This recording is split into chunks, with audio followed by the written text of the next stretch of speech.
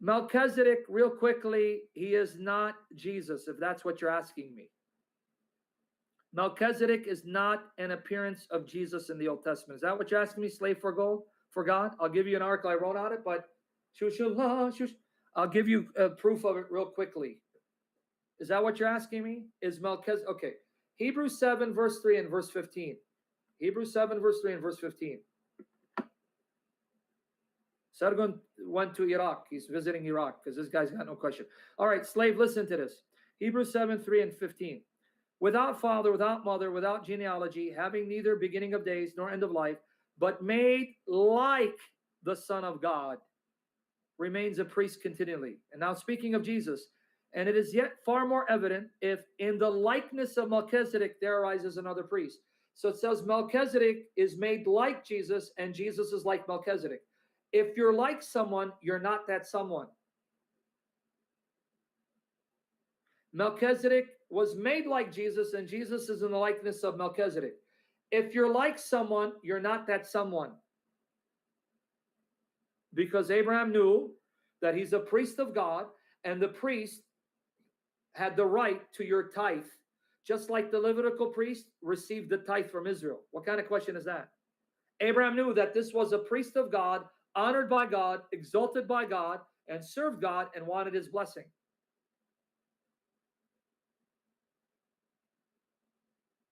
All right? So, slave, did you get your answer? No, I can't talk about Jesus going to hell right now. It's going to take too long.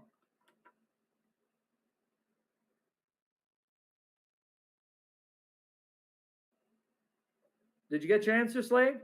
Okay. Now let me explain why it says without father and mother, without beginning of days or end of life, without genealogy. Okay, let me explain that. Are you ready? And I'm going to give you the article before I end the session. I have an article on this.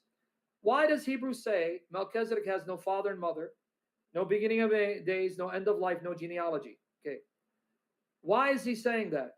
Okay, what Hebrews is telling you is God inspired the author of Genesis, Moses, to depict Melchizedek in such a way as to give you the impression Melchizedek has no parents, wasn't born, and didn't die. Why? Because Melchizedek appears out of nowhere. We're not told who his parents are. We're not told that he was born. We're not told that he died and was replaced. He appears out of nowhere, and he's so great, Abraham recognizes his greatness, that this man is truly a priest of God, anointed by God, and I need to be blessed of him. So why were those details omitted?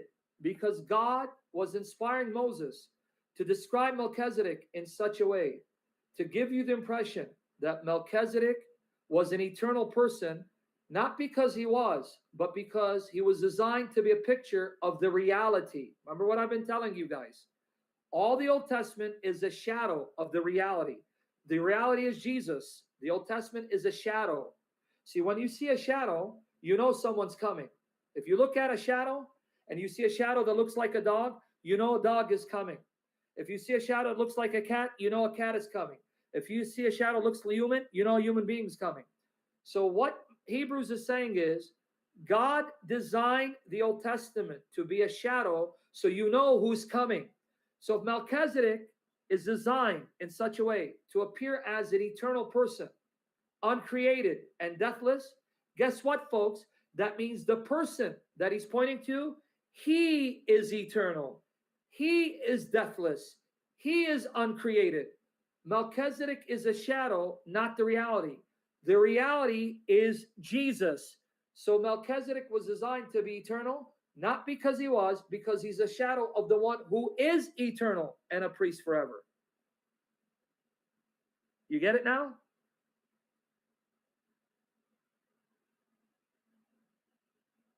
Everything went smooth, but I'm not still completely free, Duncan. Keep praying for my miracle. Is it making sense now? Enoch is simply taking Daniel 7 and running with it and bringing out the theological import implications of Daniel 7, which Jesus fulfills perfectly. Okay, I want everyone to get this point. Now let me tell you how an amazing picture Melchizedek is of Jesus. Hebrews 7, 1-3 tells you.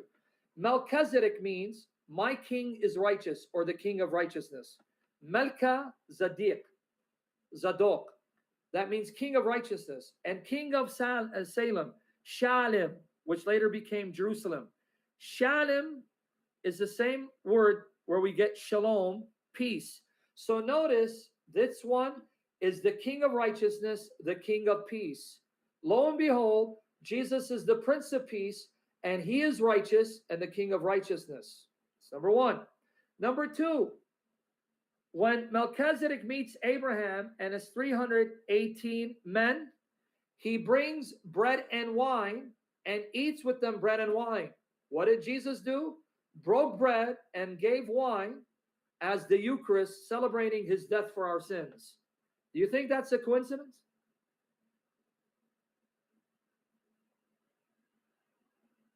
Do you think that's a coincidence? Genesis 14, 18 to 20. Melchizedek, meaning king of righteousness. King of Salem, Melchizedek Shalem, king of peace, bread and wine. Jesus, king of kings, Lord of lords, king of peace, prince of peace, king of righteousness, the righteous one of God. And he gives bread and wine. And he's a priest. Wow. So you see what Hebrews is saying? Melchizedek is not eternal, but he's depicted in such a way to point to the one who is eternal by nature, who is uncreated by nature, who became flesh to die as a sacrifice for our sins, and now abides as a priest forever, who truly is the king of righteousness, the king of peace, who gave bread and wine to his servants. Okay, now let me get the article, and that's it. We're done.